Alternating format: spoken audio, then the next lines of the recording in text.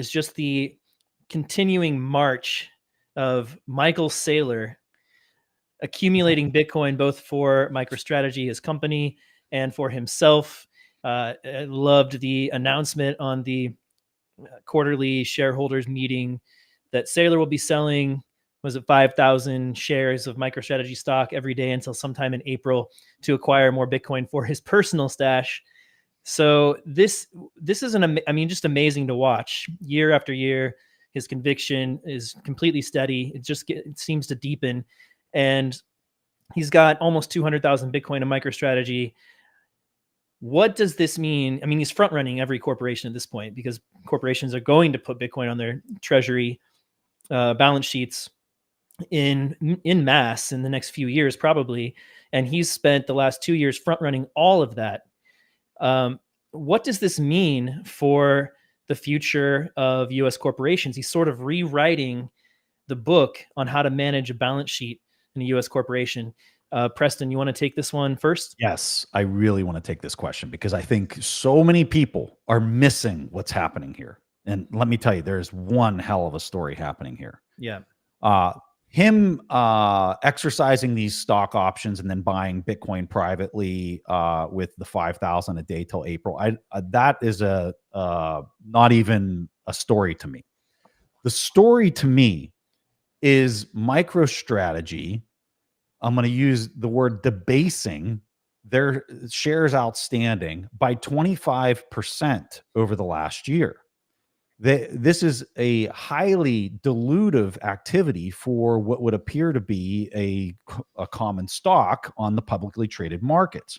But that's not what's happened from a Bitcoin per share basis. I would describe it as being anti-dilutive.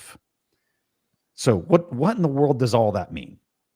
So when we look at equity all over the world, especially publicly traded equity, it's typically around a PE of 30 to 35 times.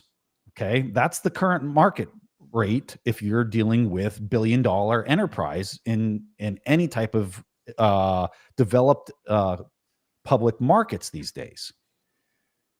If that valuation is rich and we're moving into a Bitcoin world, what it means is you should be issuing shares and taking those shares and converting it into the new settlement layer.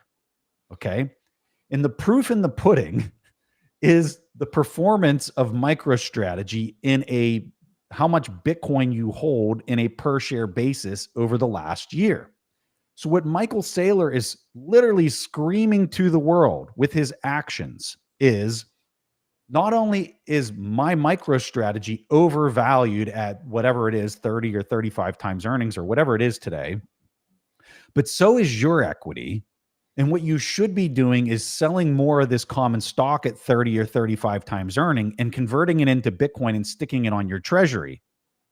And we've talked about this speculative attack, the Michael Goldstein and Pierre Rochard idea of a speculative attack. And a lot of people were throwing that term around with now MicroStrategy is doing this. But when they initially did it, they were doing it with convertible debt, and they were paying like 75 bips for this 5-year duration. It was convertible into common stock. And everybody was like, oh yeah, this is the speculative attack, right? It's done by a publicly traded company. But you want to talk about a speculative attack?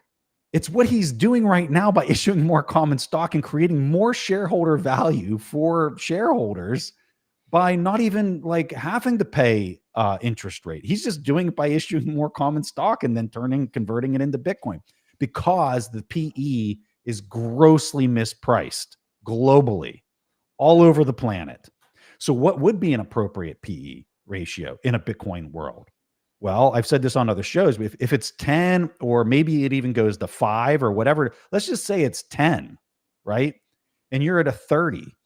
That means you need a 30 or a 66% reduction from current equity premiums to manifest itself into this new world, which means you should be a seller of common stock until it gets to those PE ratios if you're denominating your treasury and all your free cash flows into Bitcoin.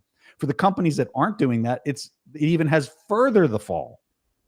This is a really, really big deal and a really big idea that I think is lost on nearly everybody. Now, we can get into whether this strategy is appropriate and smart when we get into maybe late 2025. I personally would probably adjust the strategy a little bit, like me personally. But for where he's at today, and where we're at in the environmental backdrop of where Bitcoin's at in the 4-year cycle, I think this is not just brilliant, but I think it's genius. And I think he's putting on a freaking clinic for Wall Street, and they're all asleep at the wheel. That's what I think.